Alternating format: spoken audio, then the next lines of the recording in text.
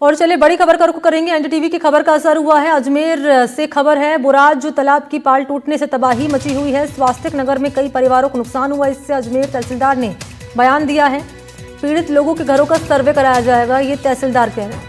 सरकार नुकसान की भरपाई करेगी, ये बड़ा बयान दिया गया है। और क्योंकि हमने तस्वीरें आपके सामने रखी थी, बुराज तालाब की पाल टूटने से कैसे अजमेर में ये गांव के लोग प्रभावित हुए थे, इनका घर बार सब कुछ तबाह हो गया था, बर्बाद हो गया था। और अब परिवार को आस थी कि राहत इन्हें दी जाएगी। और अब जानकारी ये कि तहसीलदार कह रहे हैं कि पीड़ित लोगों के घरों का सर्वे कराया जाएगा और ये भी कह रहे हैं कि सरकार नुकसान की भरपाई करेगी। तो एनडीटीवी ने ग्राउंड पर जाकर लोगों का हाल जाना था और इस मामले को लेकर जब तहसीलदार से बात की गई तो ये बड़ा बयान उनकी ओर से दिया गया है कि सरकार नुकसान की भरपाई करेगी और पीड़ित लोगों के घरों का सर्वे कराया जाएगा। यानी कि एनडीटीवी की खबर का ये असर हुआ है।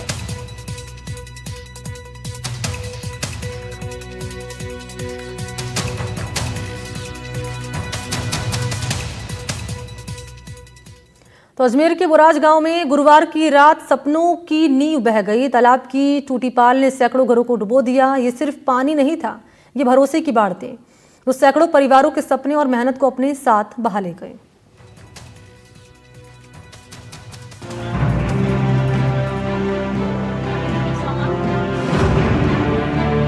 गुरुवार की रात अजमेर के बुराज गांव में वो हुआ जो किसी ने सोचा भी नहीं था। रात के करीब 11 बजे जब शहर नींद में डूबा था, बुराज तालाब की पाल अचानक टूट गई। पल भर में पानी ने अपना रौद्र रूप दिखाया। सैकड़ों मकान जलमग्न हो गए। लोग अपने बच्चों को गोद में उठाए, बुजुर्गों का हाथ थामे छतों की ओर भागे। हर तरफ चीख पुकार थी, डर था और एक ही सवाल, अब क्या होगा? ये कोई आम बारिश नहीं थी, ये एक सैलाब था जो मेहनत, यादें और वर्षों की तपस्या को बहा ले गया। हर बहती लहर एक सवाल छोड़ गई थी, क्या कोई था जो देख रहा था? क्या कोई था जो रोक सकता था? तेज धार ने सिर्फ दीवारें नहीं गिराई, उसने रिश्तों की छांव, उम्मीदों की छत और बरसों की तपस्या को भी बहा दिया। हर ईंट जो गिरी वो किसी की मेहनत थी, हर दरार जो आई वो किसी के सपने की टूटन थी।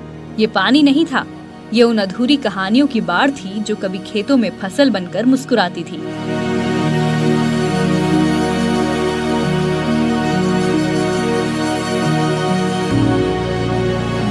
अब बुराज की गलियों में न आवाज है न आहट, बस कीचड़ की चुप्पी है जो हर कदम पर एक कहानी कहती है। जहाँ कभी बच्चों की किलकारियां गूंजती थी, वहाँ अब सिर्फ टूटे खिलौनों की खामोशी है।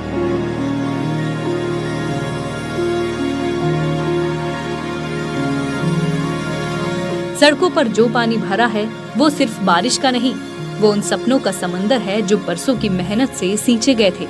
मकानों और दुकानों में पसरी तबाही नहीं, वो उन उम्मीदों की राख है जो अब भी भीगी हुई हैं और हर बूंद में एक सवाल तैर रहा है।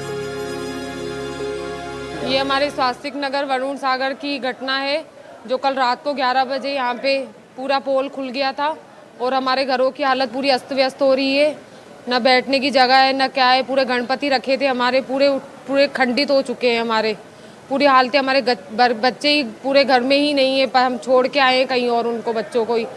हमारा घर पूरा अस्त व्यस्त हो रहा है यहाँ पे। सामानों का ही पता नहीं है हमारे, बिल्कुल कहाँ है कहाँ नहीं है। बुराज अब सिर्फ एक गांव नहीं, वो एक जख्म है जो बोलता नहीं लेकिन हर आंसू में चीखता है। क्या कोई सुनेगा इन बहते आंसुओं की आवाज, या फिर ये किसी रिपोर्ट की आखिरी लाइन बनकर रह जाएगा? स्वास्तिक नगर है, फैसागर रोड पर हमारे घर में पूरा पानी आ गया, पूरा सामान खराब हो गया, बहुत परेशानी हो रही है। बहुत सामान टूट गया, बहुत फ्रिज वगैरह सब खराब हो गया, हमारा बहुत नुकसान हो गया, कुछ भी सामान नहीं बचा। सारा पानी से पूरा खराब हो गया, पलंग वगैरह सब। क्या चाहते हो आप लोग? मुआवजा मिलना चाहिए। सरकार से अपील है कि थोड़ा देखे इधर आके। ये सिर्फ दीवारें नहीं थी जो गिरी, ये वो नींव थी जिस पर किसी ने अपने बच्चों का भविष्य लिखा था। ये सिर्फ पानी नहीं था जो बहा, ये वो भरोसा था जो हर बारिश से पहले आसमान की ओर देखता था, उम्मीद करता था कि सब ठीक रहेगा। लेकिन गुरुवार की रात बोराज में सब कुछ बह गया। सपने, मेहनतें, यादें और वो भरोसा भी जो प्रशासन पर था। लोगों ने अपनी आंखों के सामने देखा कि कैसे एक तालाब की टूटी पाल ने सैकड़ों घरों को बेघर कर दिया। आप बताएं कितनी जब ये घटना आपको सूचना मिली फिर कितना परेशान हुए? बहुत, पूरी रात ही नींद नहीं आई थी। चिंता में हम दोनों ही नहीं सोए।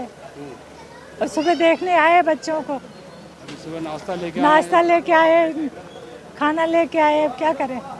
कौन है आपके, कहाँ पर रहते हैं? यहाँ सामने रहते हैं, ये बेटा है मेरा, विपिन है उसका नाम। क्या हुआ इनके घर पे? इनके पूरा पानी भर गया है। सवाल उठते हैं और उठते रहेंगे।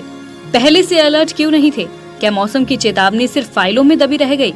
समय रहते बांध का सर्वे क्यों नहीं हुआ? अब जब राहत कार्य शुरू हो चुके हैं तब भी आंखों में राहत नहीं है। सवाल है कि राहत से पहले जिम्मेदारी क्यों नहीं आई? क्या इन बहते आंसुओं को कोई योजना थाम पाएगी? भैया हमारे को रात को बड़ी परेशानी हुई है, हमारा बहुत नुकसान हो गया है। हमारे आए जो संभलने का मौका ही नहीं दिया, हमारे को बोले लॉक लगाओ, जाओ यहाँ से, घर खाली करो। अब घर एक चीज़ होए तो ले जाए, बच्चे की अभी 10वीं की बुकें वगैरह दिलाई, वो भी सारी ऐसे, फ्रिज कूलर वगैरह खाने पीने का सारा सामान ऐसे वैसे है हमारे। अब क्या कर सकते हैं बताओ? हमारे क्या कारण?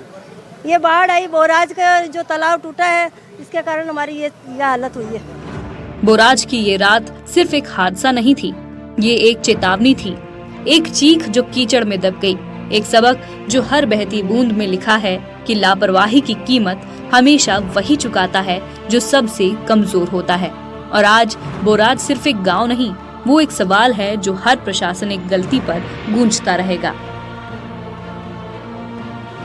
पवन अटारिया के साथ ब्यूरो रिपोर्ट, NDTV राजस्थान।